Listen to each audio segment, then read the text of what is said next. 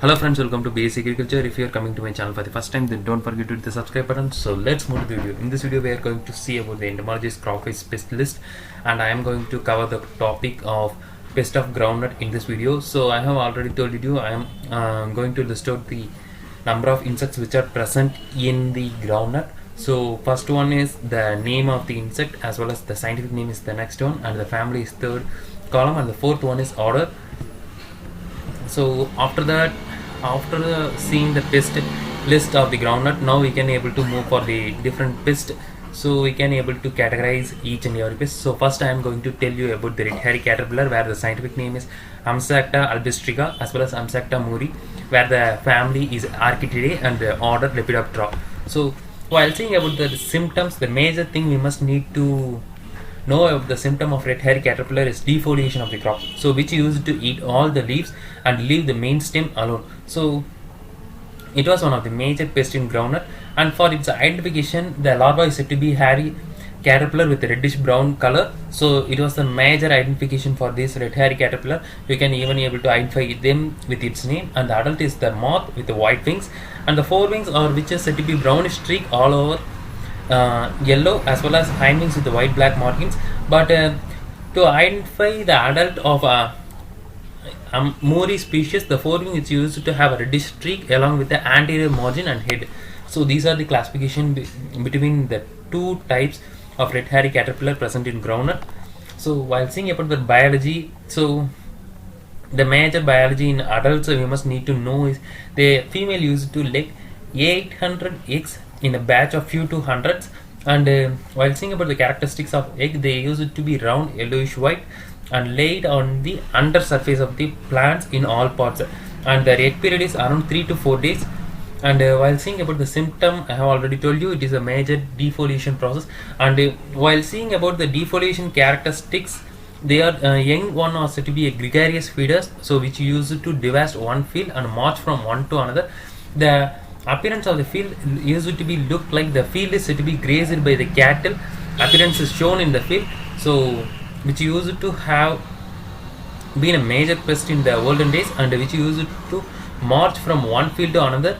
And while seeing about the instar characteristics, early instar is a gregarious feeder, and later instar which used to be feed voraciously but move fast with wave motion. So it even crossed railway lines and field to field and crossroads, and even entered the nearby houses.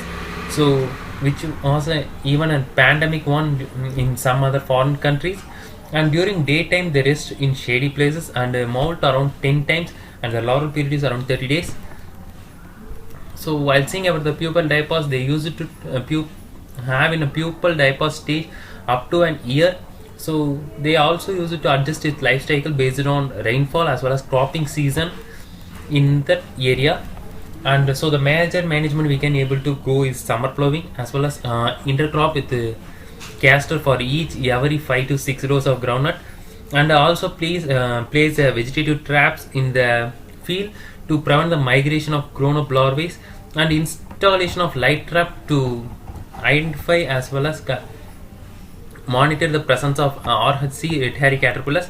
And collection and destruction of igmoses as well as adult is a very effective one. Also we can able to go for the release of biocontrol agents like Bracona Hebeter at 5,000 per hectare twice at an interval of 7 to 10 days. And you can also spray NPV extract as well as Bacillus thuringiensis in the field level. And we can able to spray chemical pesticides like quinalpos 25 EC at 2.5 to 3 ml per liter, or else phosphomidon 4 ml per hectare in the field level when you have seen the full grown insect pest in the field level. And the next important pest in groundnut is groundnut leaf miner, and the scientific name is Aproerima modicella. And the symptom of damage is they use it to found like a small blotch on the leaves, and you can able to see and identify the field with several brown burn symptoms in the field level. So the larva which use it to scrap the chlorophyll material in the field, and which used to causes the blotching of brown color, and they use it to fold the leaves and pupate inside them. So you can able to see that in picture. And while seeing about the biology, adult is a small moth with light brown. They also used to have a prominent white dot at the front margin of the forewing, and the female used to lay eggs at 150 to 200 eggs per female in a pea, and the egg period is around 2 to 3 days egg period, and the pupation is reddish brown pupates in the leaf fold for 3 to 7 days. And the identification of pest is the eggs are said to be shiny white and are laid on a underside of the leaflet. Larvae, which is said to be green in color with a dark head and prothorax. Adult, which is a brownish grey moth, 6 mm long with 10 mm wingspan, and the forewings which used to have a white spot on the coastal margins. So the management practice is planting of cowpea or soybean as a trap crop in between the groundnut, and the collect and destruction of egg mosses and early installed larvae is an effective method. And or else we can able to go for release of Trichogramma chilonis at 50,000 per hectare at twice at an interval of 7 to 10 days interval. And also we can able to place a rice straw mulch in the field level, which used to reduce leaf miner by increasing the percentage of parasitum in the field. And also we must need to conserve the biocontrol population in the field, which used to reduces the leaf miner insects. And we or else we can able to control these insects by the spraying of pesticides like Quinalpos 25 EC 2 ml per liter of water in the field level. And the next one is tobacco caterpillar, where the scientific name is Podoptera litura. We have already known it used to have a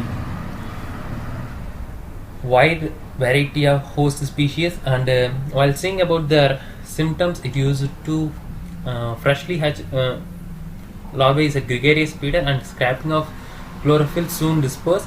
And sometimes they also even feed on the petiole branches, which are said to be left behind. While seeing identification, egg which used to be the egg masses are golden brown in color, larva is pale greenish with dark brown markings, as you have seen in the picture. And adults, the characteristics, forewings which used to be brown in color with a wavy white margin, and the hindwings which used to have a brown patch along with their margins.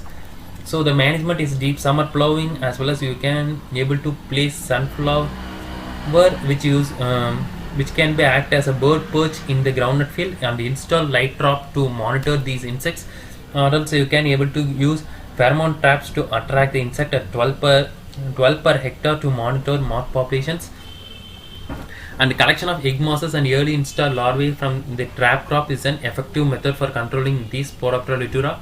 And we can able to go and see the biocontrol methods like release of Telenomus remus at 50,000 per hectare 4 times in the cropping period, which is based on the pheromone trap catching in the monitoring stage.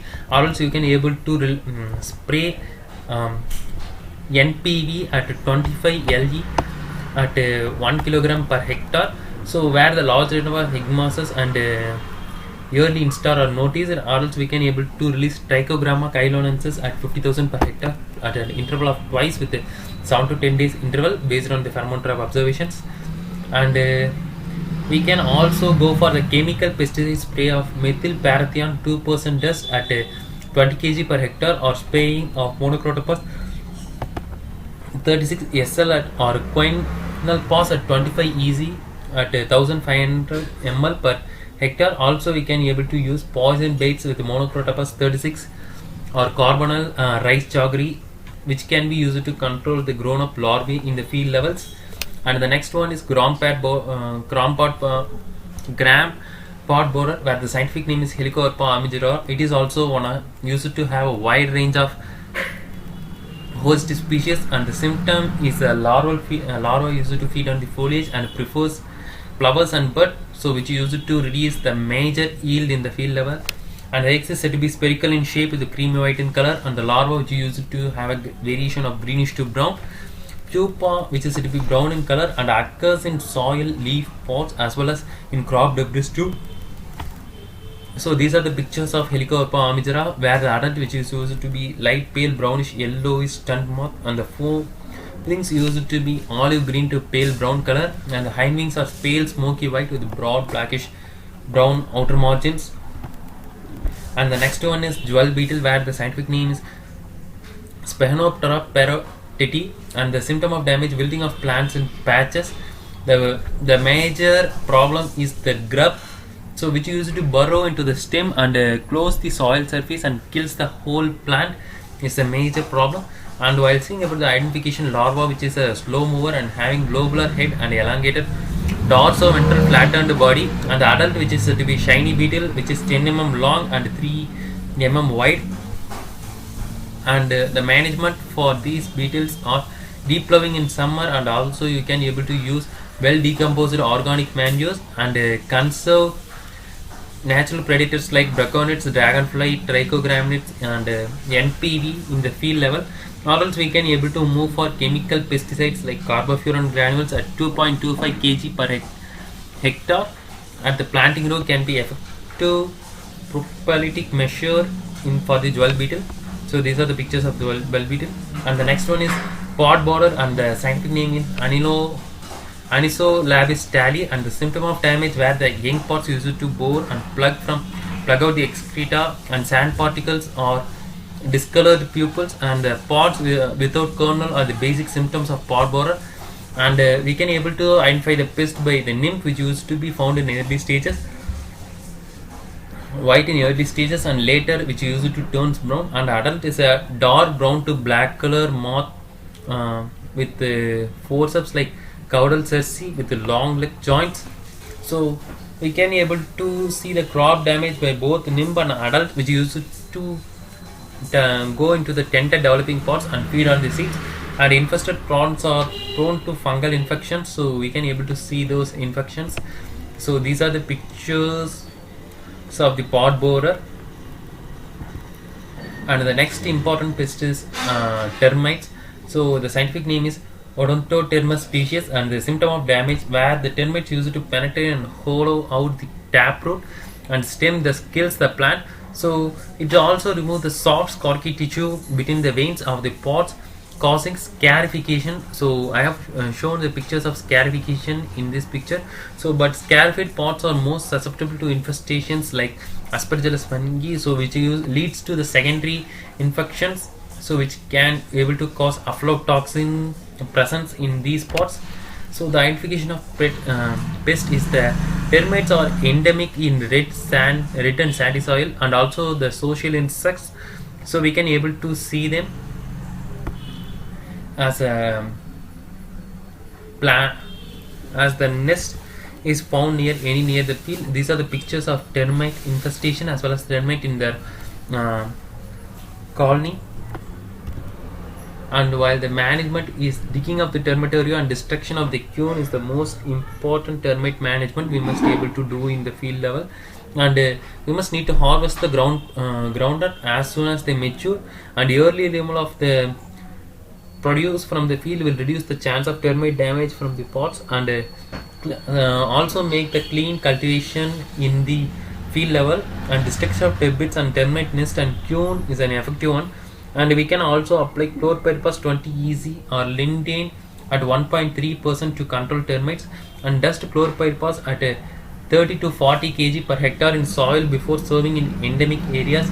And seed treatment with chlorpyrifos at a 6.5 ml per kg of seeds may reduce termite damage at the early stages. And the next one is important pest is white grub, where the scientific name is Holotrichia consanguinea and Holotrichia serrata, and the symptom of damage where the grub used to feed on roots and damage pods. And the grubs are said to be the fine products which used to result in pale withered plants and drying in patches.